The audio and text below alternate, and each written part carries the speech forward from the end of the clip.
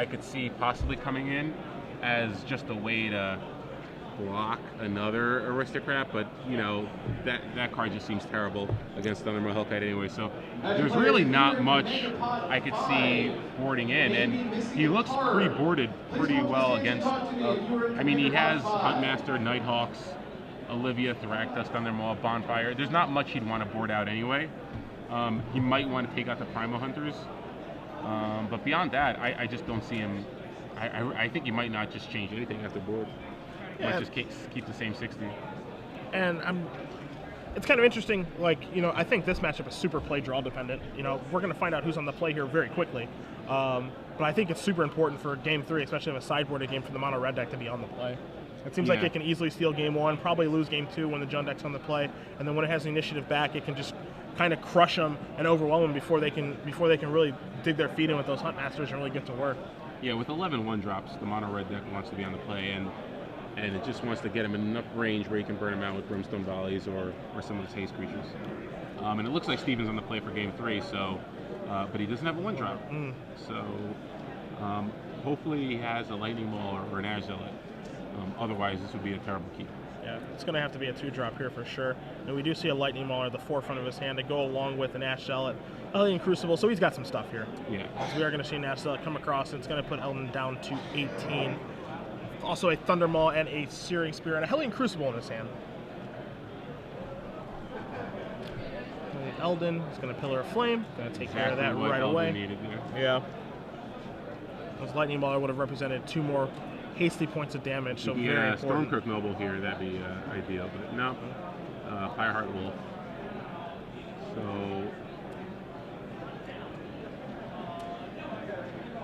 where do you go here? Do you just play the wolf? Choose all your mana this turn? Okay. You want to maximize your mana. So you have Thragtusk drawn here for Eldin. And he does have a 3rd land. It is a Dragon Skull Summon that comes into play tab. No Farsi? Does have an Abrupt Decay, it looks like. So you guys do see Fireheart Wolf on the screen. Very important that you do announce that trigger on that card. A lot worse when you don't. As we are going to see a Lightning Mauler here. Pretty good Abrupt Decay target.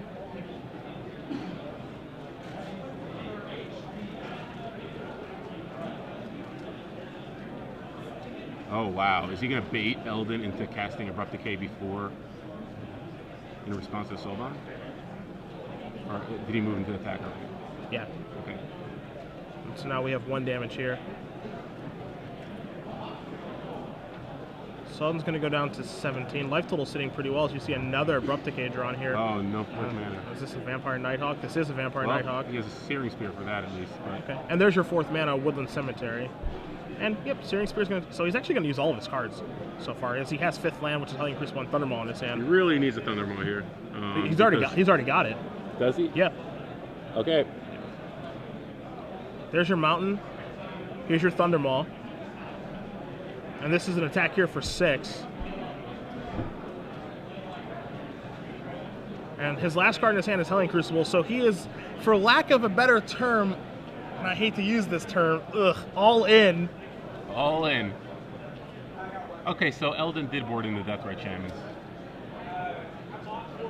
And he does have Huntmaster of the Fells, so it's going to push him up to 13 and give him a wolf. So he'll have 2 blockers for this Fireheart Wolf, but this is time to ride Thundermaw all the way home. Yeah, hopefully. Thundermaw is pretty much going to be hoping to carry the game here.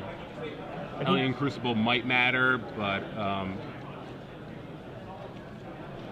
if Eldin doesn't draw an answer to Thundermaw in the next turn or 2, then the Crucible could become really relevant, because even if he does draw an answer, at least they'll have a Hellion Crucible.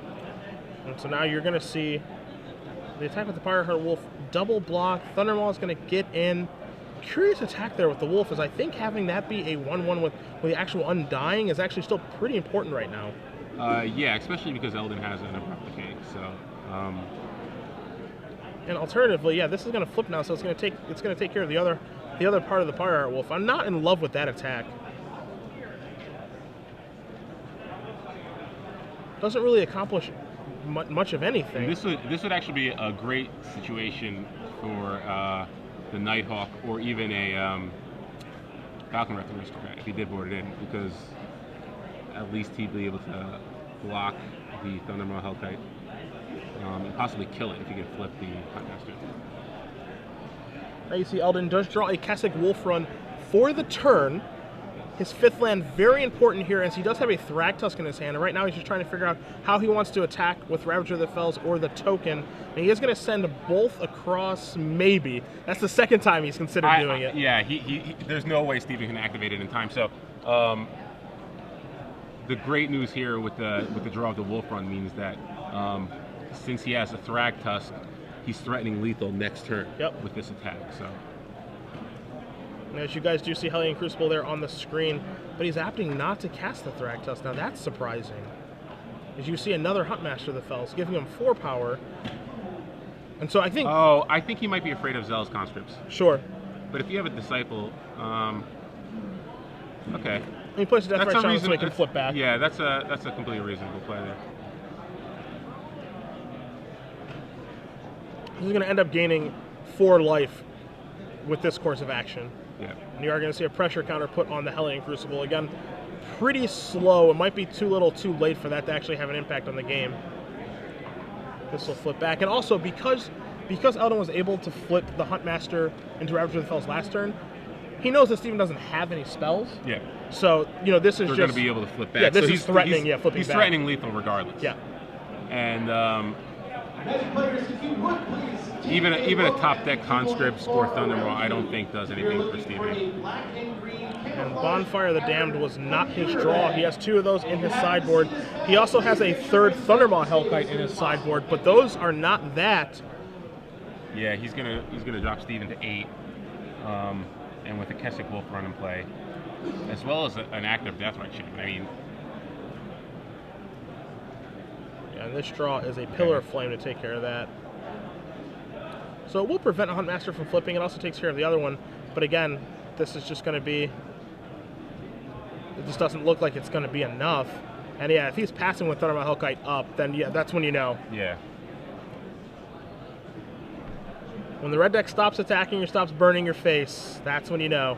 As you see a Dragon Skull Summit come into play here. Eldin doing the math, has the Wolf Run at the ready as well.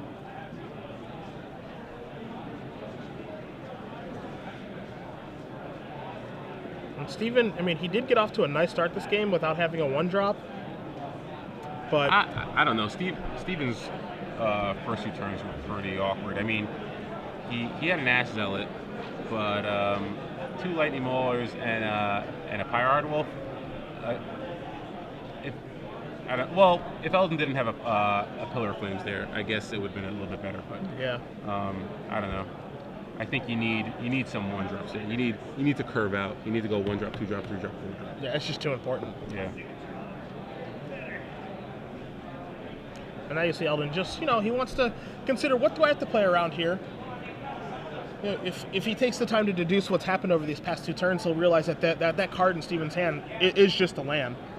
Because of Ravager flipping or Huntmaster of the Fells flipping 2 turns ago. He can come to that conclusion. As you see an attack here from Steven. And he can even have the opportunity to trade up now with the Thundermaw Hellkite. And that's exactly what he's going to take the opportunity to do. Huntmaster's going to get +3/+0 from the Kessig Wolf Run. Won't trample over for any, but it will take care of the main problem on the board, which is Thundermaw Hellkite, and he will get in for 6 more. And Steven is still dead next turn unless he draws a Bonfire. So you're going to see a second pressure counter here put on the Hellion Crucible. Eldin going to take a look at that one more time. For you guys at home, it is on the screen for you to take a look at. It does have the necessary amount of pressure counters on it, but again, he's at 12, he's not at 4.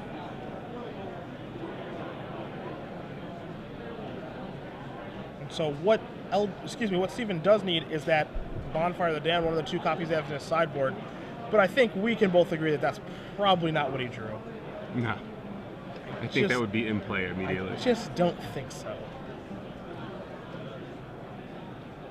Yeah, I think in order to get out of this, the only sequence of cards he probably could have drawn was Bonfire there for 2, activate Crucible, attack for 4.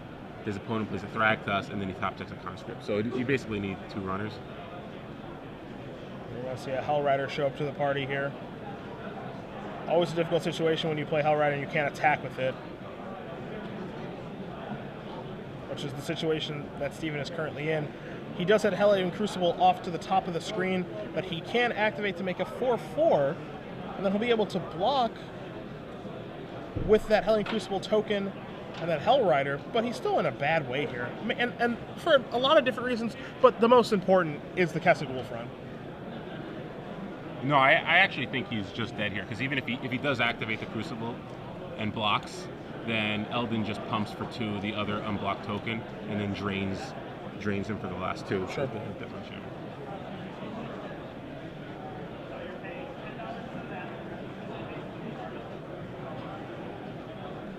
Yeah, so with Steven at 6, as long as Eldin plays correctly, there's not much Steven can do right. There is a kill available.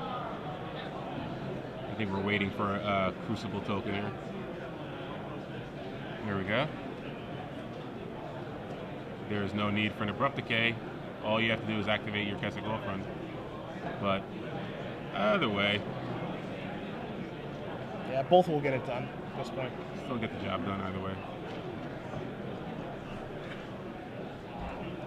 Abrupt Decay will take care of that. He can get in front of 1 Wolf token, and then Deathrite Shaman will finish her up.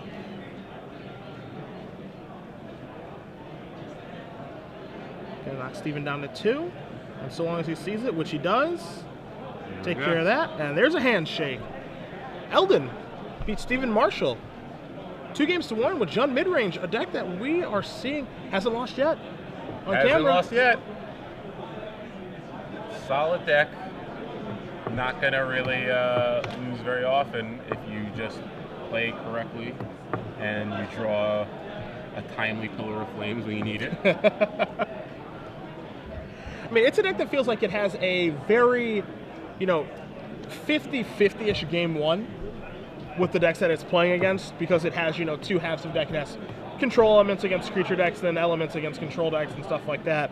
But then it really, has this sideboard where it gets to sideboard out the cards that are poor in the specific matchup, and definitely board in some awesome cards, in exchange for those cards that it's sideboarding out.